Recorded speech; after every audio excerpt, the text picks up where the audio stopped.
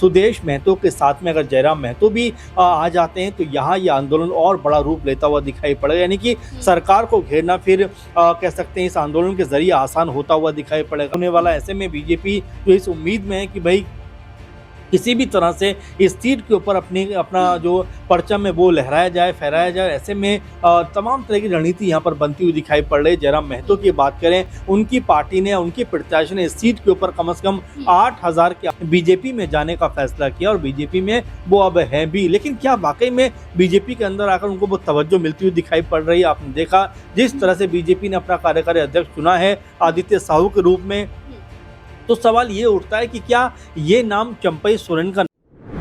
रामदास सोरेन के निधन के बाद घाटशिला विधानसभा सीट खाली हो जाती है और इस सीट पर उपचुनाव होना है। उपचुनाव की स्थिति का आधार माना जा रहा है कि बिहार विधानसभा चुनाव की तारीख का ऐलान जब होगा तब झारखंड की इस घाटशिला विधानसभा सीट के उपचुनाव की तारीख का भी ऐलान होगा। घाटशिला विधानसभा सीट के उपचुनाव के साथ साथ कई बड़े अहम बिंदु यहां पर खड़े हो जाते हैं। जैसे कि महिला मतदाता की बात करें तो अधिकतम घाटशिला पर 1,30,000 के करीब लगभग यहां पर माना जाए महिलाओं की संख्या देखी जा रही है, पुरुषों के मुकाबले ज्यादा है। तो ऐसे में बीजेपी के लिए जरूरी है, सिर्फ बीजेपी के लिए नहीं, झारखंड मुक्ति मोर्चा के लिए भी जरूरी है कि क्या महिला चेहरे पर विचार किया जाए। दूसरी तरफ क्या बीजेपी अकेले अपने दम पर चुनाव घाटशिला का जीत जाएगी या गठबंधन की जरूरत पड़ेगी? क्योंकि झारखंड मुक्ति मोर्चा की बात करें तो कांग्रेस पार्टी साथ है ही और भी दल यहाँ पर झारखंड मुक्ति मोर्चा को समर्थन देंगे। लेकिन बीजेपी की बात करें तो बीजेपी के समर्थन में ना के बराबर नजर आते हैं। तो क्या बीजेपी को अब झारखंड की इसी सीट को जीतने के लिए क्या गठबंधन का सहारा लेना पड़ेगा? क्या छोटे और दलों को जोड़ना पड़ेगा? और तीसरी बात कि घाटशिला विधानसभा सीट के उपचुनाव से पहले ही कुर्मी समुदाय के लोग हेमंत सरकार के खिलाफ आंदोलन कर रहे हैं और इसी आंदोलन के तहत एक बड़ी मांग है कि इस समुदाय को ST/SC वर्ग में शामिल किया जाए। तो इसके जरिए जो आजसू पार्टी है, आजसू सुदेश महतो की, वो इसका नेतृत्व कर रही है और आंदोलन के जरिए सरकार को घेरने की कोशिश की जा रही है। तो क्या महतो समाज के इस हक के लिए, इस लड़ाई के लिए, कुर्मी समुदाय के लिए क्या और दलों को आगे आना पड़ेगा?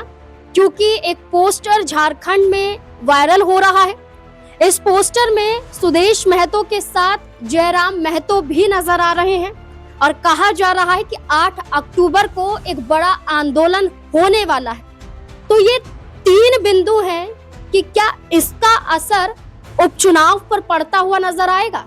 और इन्हीं 3 बिंदुओं के सहारे एक और बड़ी बात करें तो झारखंड में बीजेपी ने प्रदेश अध्यक्ष बदला है और इसी बदलाव के साथ क्या असर पड़ेगा। और चंपई सोरेन जो अलग राह अपना रहे हैं, बीजेपी का हिस्सा होने के बावजूद भी सिर्फ अपनी बात पर अड़े हुए हैं, इसका और क्या प्रभाव पड़ सकता है। तो तमाम मुद्दों को लेकर चर्चा करेंगे, तमाम सवालों के जवाब निकालने की कोशिश करेंगे। हमारे साथ हमारे वरिष्ठ सहयोगी अमन सर जुड़ चुके हैं, जानने की कोशिश करेंगे। सर, सबसे पहले महिला चेहरे की बात जो हम करेंगे उससे पहले हम गठबंधन की बात कर लेते हैं, क्योंकि झारखंड में एक बड़ा आंदोलन देखा जा रहा है। बीते कुछ दिनों पहले हमने रेल चक्का जाम देखा था, जहां पर कुर्मी समुदाय के लोग रेलवे फाटक के पास वहां पर मौजूद नजर आते हैं, रेल पटरी पर बैठे हुए दिखाई देते हैं। उनकी मांग होती है, यहाँ तक कि सुदेश महतो वहां तक पहुंच जाते हैं और पूरी चर्चा चलती है कि हम सरकार को घेरेंगे, झुकाएंगे और सुदेश महतो बीजेपी के साथ हैं। और एक पोस्टर यहाँ पर दिखाई दे रहा है जयराम महतो का, वो भी साथ नजर आ रहे हैं। क्या लगता है कि 8 अक्टूबर को बड़े आंदोलन की चर्चा की जा रही है, लेकिन औपचारिक रूप से कुछ नहीं कहा गया है, लेकिन चर्चा जरूर चल रही है। तो क्या सुदेश महतो के जरिए जयराम महतो को भी बीजेपी की तरफ लाने की कोशिश की जा रही ताकि सरकार को घेरा जा सके? देखिए बिल्कुल, और जयराम महतो वाकई में प्रभाव डालने में कामयाब रहे थे। अगर चुनावों की बात की जाए 2024 की, तो ऐसे में उनको भी लेकर अब कहीं न कहीं कह सकते हैं कि सुदेश महतो भी इस बात को लेकर सजग होंगे कि अगर वो साथ में आते हैं तो एक अलग तरह का माहौल यहाँ पर बनता हुआ दिखाई पड़ेगा। क्योंकि कुर्मी आंदोलन लगातार बढ़ता हुआ दिखाई पड़ रहा है। आपने देखा कि कुछ दिनों पहले ही बहुत सारे लोग जो थे वो रेलवे कह सकते हैं कि स्टेशन पहुँच जाते हैं, ट्रैक पर बैठ जाते हैं और यहाँ तक कि अपना विरोध प्रदर्शन करते हुए दिखाई देते हैं। और ये कहीं न कहीं वजह बन रहा है कि ये आंदोलन क्या बड़ा रूप ले सकता है, क्योंकि 8 अक्टूबर की जो बात हो रही है उसमें कई दलों के शामिल होने के बारे में भी कहा जा रहा है। और यहाँ तक कहा जा रहा है कि सुदेश महतो के साथ में अगर जयराम महतो भी आ जाते हैं तो यहाँ ये आंदोलन और बड़ा रूप लेता हुआ दिखाई पड़ेगा। यानी कि सरकार को घेरना फिर कह सकते हैं इस आंदोलन के जरिए आसान होता हुआ दिखाई पड़ेगा। अब यहाँ से ये सिर्फ मामला आंदोलन तक नहीं है, क्योंकि इसके बाद आप देखेंगे तो घाटशिला पे उपचुनाव भी होने वाला है। ऐसे में बीजेपी जो इस उम्मीद में है कि भाई किसी भी तरह से इस सीट के ऊपर अपना जो परचम है वो लहराया जाए, फहराया जाए। ऐसे में तमाम तरह की रणनीति यहाँ पर बनती हुई दिखाई पड़ रही है। जयराम महतो की बात करें, उनकी पार्टी ने, उनके प्रत्याशी ने इस सीट के ऊपर कम से कम 8,000 के आसपास जो वोट थे वो यहाँ पर हासिल किए थे। और देखिए विधानसभा चुनाव में एक एक वोट के अपने मायने होते हैं, और यहाँ पर अगर ये 8,000 वोट अगर बीजेपी के साथ में हो जाते हैं तो जीत का जो आंकड़ा है वो जो फासला है कह सकते हैं वो और ज़्यादा कम होता हुआ दिखाई पड़ेगा। और इसी मकसद से बीजेपी अब जयराम महतो को अपनी तरफ खींचने का प्रयास कर रही है। और सुदेश महतो के जरिए एक संदेश भी दिया जा रहा है कि यहाँ पर जयराम महतो और सुदेश महतो कुर्मी आंदोलन के मुद्दे पे कहीं ना कहीं एक राय रखते हैं, आम सहमति रखते हैं। और इसी तरह से क्या दोनों मिलकर अब बीजेपी को भी मजबूत करते हुए दिखाई पड़ेंगे, क्योंकि घाटशिला के ऊपर बहुत जल्दी उपचुनाव होने वाला है। तो ऐसे में बीजेपी के लिए भी रणनीति को बनाना आसान हो सकता है कि जयराम महतो और सुदेश महतो अगर एक साथ आते हैं तो बीजेपी के लिए एक बड़ा सपोर्ट यहाँ पर मिलता हुआ दिखाई पड़ेगा। बिल्कुल, अगर हम यहाँ चंपई सोरेन का जिक्र करें तो चंपई सोरेन एक ऐसा चेहरा जो बीजेपी में गए और माना गया कि चंपई सोरेन का प्रभाव लगभग जो वो 28 आदिवासी बहुल्य सीटें हैं इन पर देखा जाता है और बीजेपी को अच्छी खासी सीटें हासिल हो जाएंगी। लेकिन चंपई सोरेन अपनी ही एक सीट सरायकेला विधानसभा सीट को बचा पाते हैं। यानी कि बीजेपी ने इस चेहरे को लाया तो सही, लेकिन वो कारगर साबित नहीं हुआ। वहीं अगर हम जयराम महतो की बात करें तो चुनाव में उतरे, अकेले अपने दम पर उतरे और लगभग देखा जाए तो 71 सीटों पर उनकी पार्टी ने चुनाव लड़ा। घाटशिला का जिक्र सर ने किया कि जहां तीसरे नंबर पर जयराम महतो की पार्टी के जो प्रत्याशी थे रामदास मुर्मू वो यहां पर देखे गए, जीत नहीं पाए लेकिन तीसरा नंबर जरूर हासिल किया। और भारतीय जनता पार्टी दूसरे नंबर पर बाबूलाल सोरेन जो यहां पर नजर आए और झारखंड मुक्ति मोर्चा चुनाव जीत जाती है। तो चंपई सोरेन का प्रभाव नहीं देखा गया, लेकिन सुदेश महतो के मुकाबले, चंपई सोरेन के मुकाबले जयराम महतो का जो प्रभाव है हमने घाटशिला में भी देखा, पूरे झारखंड में भी देखा। तो यही माना जा रहा है कि जयराम महतो अगर बीजेपी का बड़ा हिस्सा बनते हैं तो अच्छा खासा प्रभाव घाटशिला पर डाल सकते हैं। लेकिन जयराम महतो का हम जिक्र कर रहे हैं, इसी के साथ साथ अगर हम प्रदेश अध्यक्ष के पद को लेकर भी जिक्र कर लें तो बीजेपी की रणनीति है कि एक व्यक्ति एक पद। लेकिन बीजेपी ने बाबूलाल मरांडी को नेता प्रतिपक्ष का भी प्रदेश अध्यक्ष पद भी सौंप रखा है। चंपई सोरेन के हाथों में कुछ नजर नहीं आता है। क्या लगता है कि अब जो ये बदलाव किया गया है, आदित्य साहू को यहाँ पर इस जिम्मेदारी सौंपी गई है, तो क्या एक बार फिर से उम्मीदों पर पानी यहाँ पर फिरता हुआ नजर आ रहा है? देखिए चंपई सोरेन बड़े कद के नेता हैं, बारंबार ये बात हम करते रहे, बार बार चर्चा भी होती रही है। और ये कोई ऐसी बात नहीं है जिसको जो है कोई जानता नहीं है, कोई मानता नहीं है। जिस तरह से उन्होंने लगातार 30-35 साल जेएमएम के साथ में रहकर राजनीति की है वो हर कोई जानता है। शिबू सोरेन के सबसे खास वो रहे ये हर कोई जानता है। और ये भी जानता है हर कोई कि हेमंत सोरेन को भी उनको काफ़ी ज़्यादा पसंद करते थे, तवज्जो दिया करते थे, काफ़ी मान सम्मान किया करते थे। लेकिन उन सब के बावजूद उन्होंने बीजेपी में जाने का फैसला किया और बीजेपी में वो अब है भी। लेकिन क्या वाकई में बीजेपी के अंदर आकर उनको वो तवज्जो मिलती हुई दिखाई पड़ रही है? आपने देखा जिस तरह से बीजेपी ने अपना कार्यकारी अध्यक्ष चुना है आदित्य साहू के रूप में, तो सवाल ये उठता है कि क्या ये नाम चंपई सोरेन का नहीं हो सकता था? क्या चंपई सोरेन के ऊपर जिम्मेदारी को नहीं बढ़ाया जा सकता था? और साथ में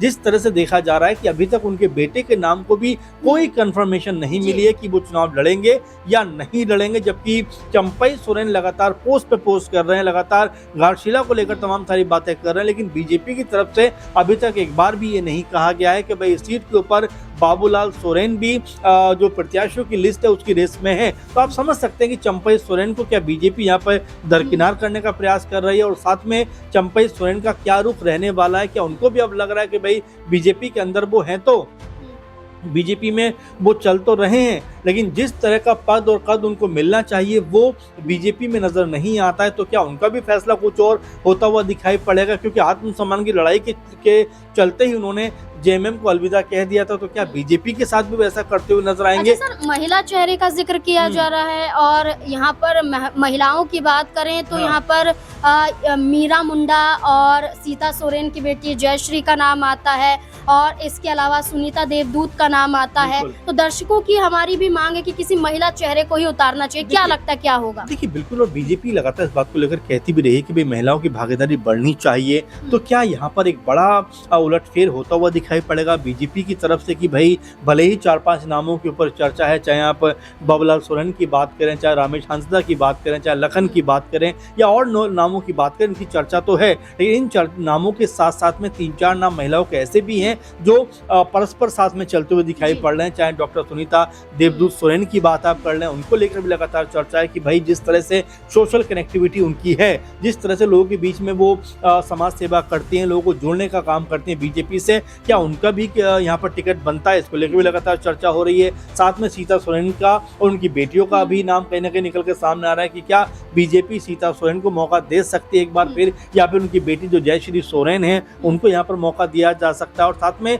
अर्जुन मुंडा जो बीजेपी के ताकतवर नेता हैं, मंत्री भी हैं, उनकी पत्नी मीरा मुंडा, क्या उनको यहाँ पर चुनाव में उतारा जा सकता है? तो देखिए संभावनाएं कई चल रही हैं, लेकिन यही कहा जा रहा है कि अब घाटशिला के ऊपर क्या कोई महिला चेहरे को उतार सकती है बीजेपी, क्योंकि देखिए अगर तकनीकी आधार पर भी देखा जाए तो जो महिलाओं की संख्या घाटशिला सीट के ऊपर है वो पुरुषों के मुकाबले ज्यादा नजर आती है। तो हो सकता है कि बीजेपी इन तमाम चीजों को भी देखकर, परख कर, मंथन करके किसी महिला चेहरे के ऊपर फैसला करती हुई दिखाई पड़ जाए। बिल्कुल, अगर यहाँ बात करें तो सिर्फ बीजेपी का नहीं, अगर हम झारखंड मुक्ति मोर्चा के जरिए भी बात करें तो ये कहा गया था हेमंत सोरेन के जरिए कि पितृपक्ष के बाद एक बड़ा फैसला लिया जाएगा, कैबिनेट मंत्री बनाने के लिए सोमेश सोरेन को लेकर चर्चा की जा सकती है, जिम्मेदारी सौंपी जा सकती है।